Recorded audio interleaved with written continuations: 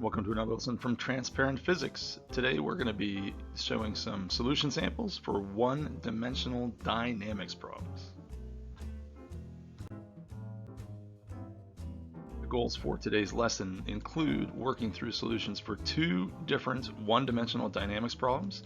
When I say one-dimensional, as a reminder, it means we're only dealing with, say, forces in the up-down direction or forces in the left-right direction, aka in the y or the x direction. And dynamics means that we're interested in the forces behind the motion as well. The first problem we're going to work with is a horizontal motion problem, and that's going to be a little bit easier.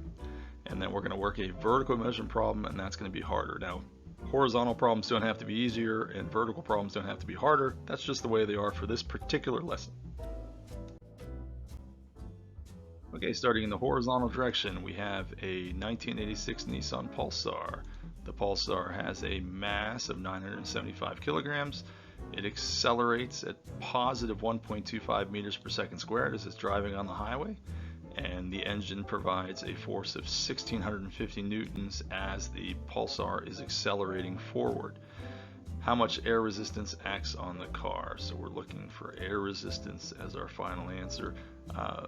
Just for the record, this is a very simplified scenario. Air resistance would not be constant under these circumstances. As the car speeds up, the air resistance would increase, but we'll just pretend it's a uniform amount of force as far as that goes.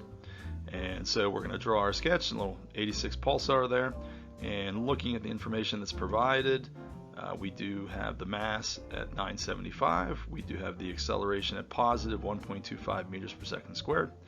And we'll draw the forces in. We've got the force from the engine is pushing forward, and that's equal to 1650 newtons. And we are looking for the air resistance. In engineering terms, that's known as the drag force, and we don't know how much that is.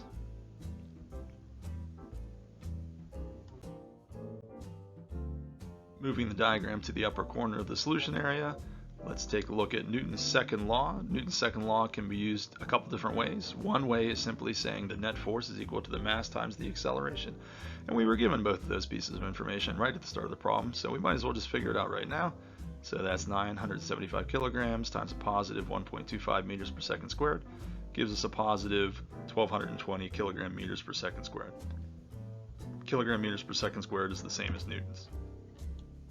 Next thing we can take a look at is the fact that the net force is also equal to the sum of the forces.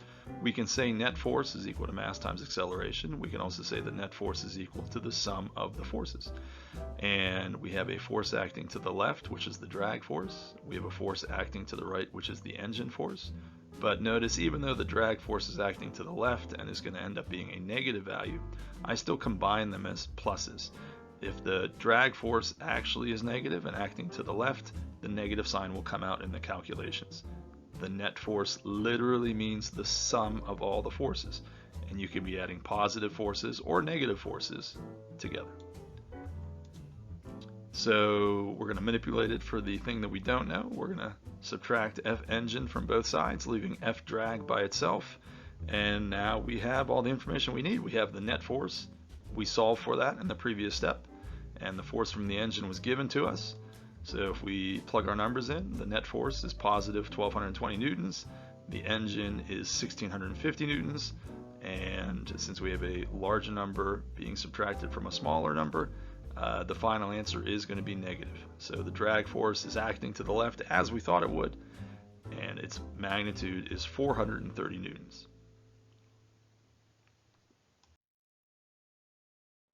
Okay, after that sort of warm-up problem, it's a good time for our obligatory tea break.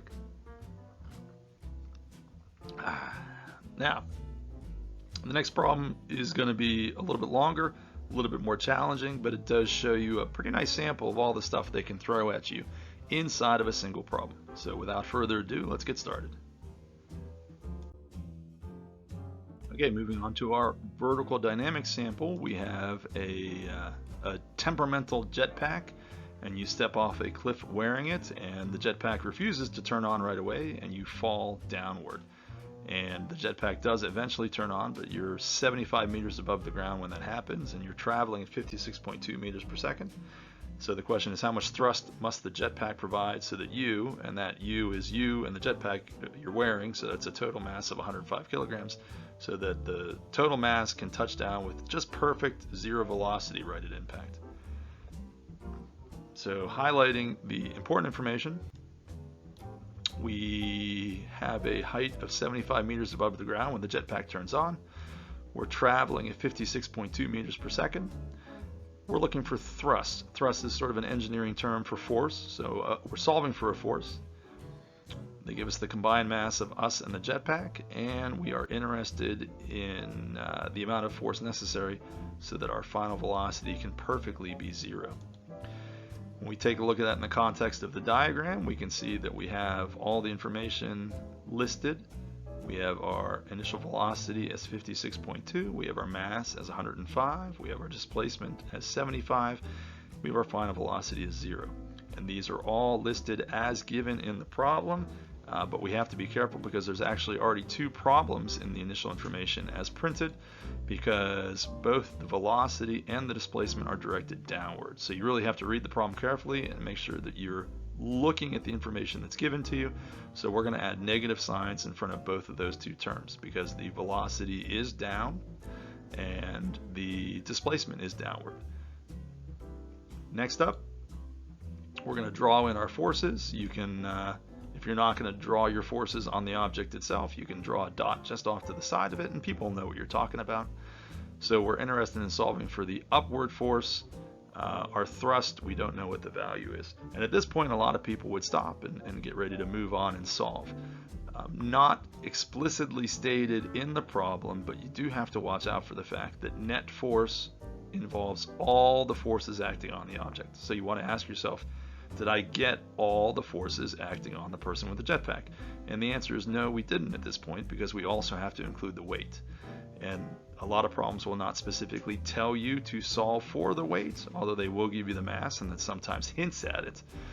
If you were to solve this problem from here without including the weight, you would actually end up with the wrong answer. You'd probably get a decent amount of partial credit anyway, but you'd be missing a very important part of the solution in the fact that it's a battle between the downward force and the upward force to come to rest.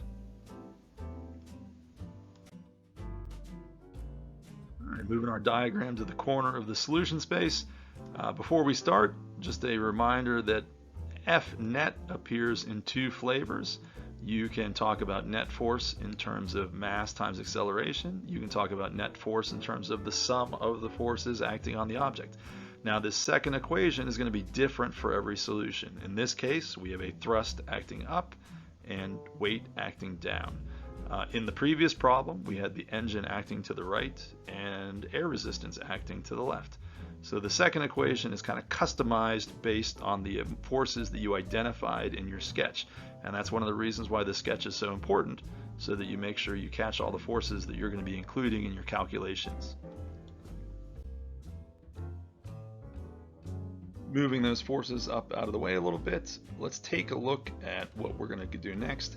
Now, in terms of what we have available to us, you could do this in a couple different ways, but we know the mass and we know we're going to need the net force anyway. So can we get the acceleration? The acceleration is not given to us, but if we go back to our kinematics equations, we do seem to have enough clues to work with. We've got initial velocity, we've got displacement, we've got final velocity, and we're solving for the acceleration.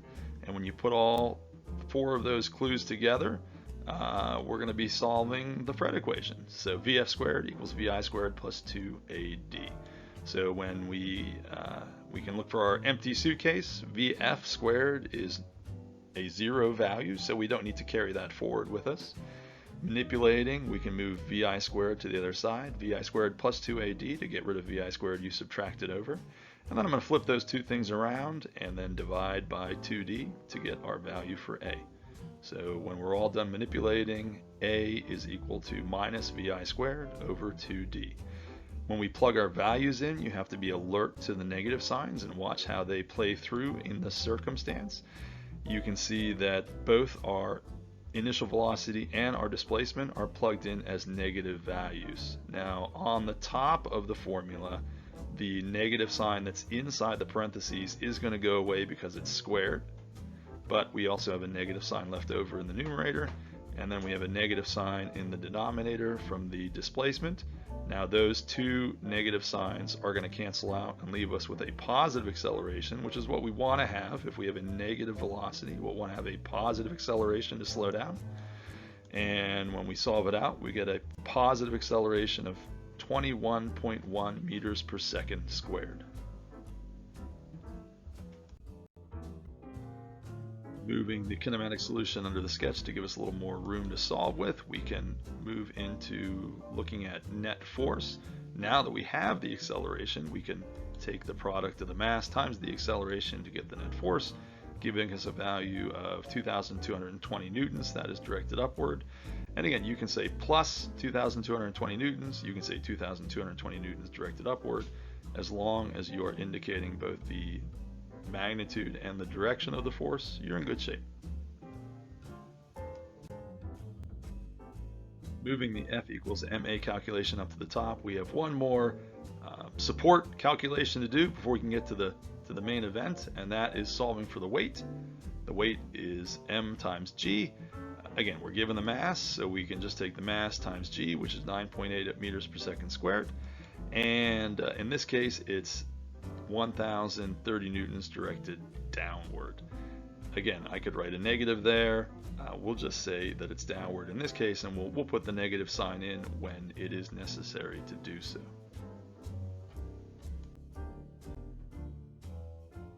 Okay, the weight is now tucked next to the diagram, and we are at the main event. We're solving for the thrust necessary for a perfect landing given your rough start. So the net force is equal to thrust plus weight. Again, it's also equal to mass times acceleration, but it's the thrust plus the weight, which are the two forces added together, which also equals the net force. And we're looking to solve for thrust, so we'll move weight to the other side. Since it's added to thrust, we'll subtract it to get rid of it, and we can plug in our values. Now here's where we have to be, again, a little careful about our signs. The net force we already know is directed upward, and the weight is directed downward. So we put a negative sign with the weight. Now there is a negative sign in the formula when we manipulate it to solve for thrust.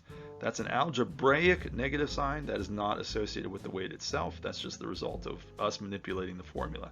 So we have to be careful when we're solving this out. Some introductory students might look at that negative sign and be like, well, weight's negative. But this isn't really associated with the weight. This is just algebraic.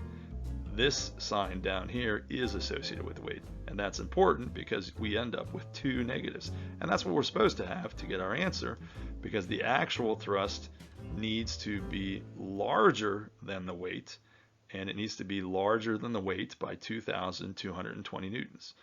Remember that the net force shows us what force won and by how much. So we already decided in order to have the acceleration we need to come to rest in time, we need to win in the upward direction by 2,220 newtons. Already we are working against a force of 1,030 newtons from the weight. So not only do we need to account for that force, we need to then beat it by another 2,220 newtons.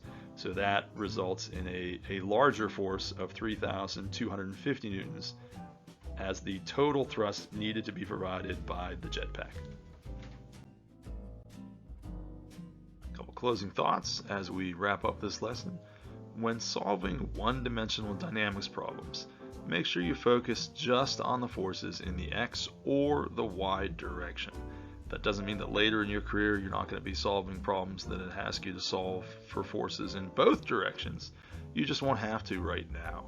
And in focusing on that one direction, either the up down or the left right, sketch your forces out and think about, are there any other forces that could be acting on this object that I haven't included? And an especially big trouble spot in these kind of problems are vertical problems as to the inclusion of the weight. Often the problems will give you enough information to solve for the weight, and they will expect you to, but they won't ask you to. And if you don't include the weight in your solutions, you will get the wrong answer.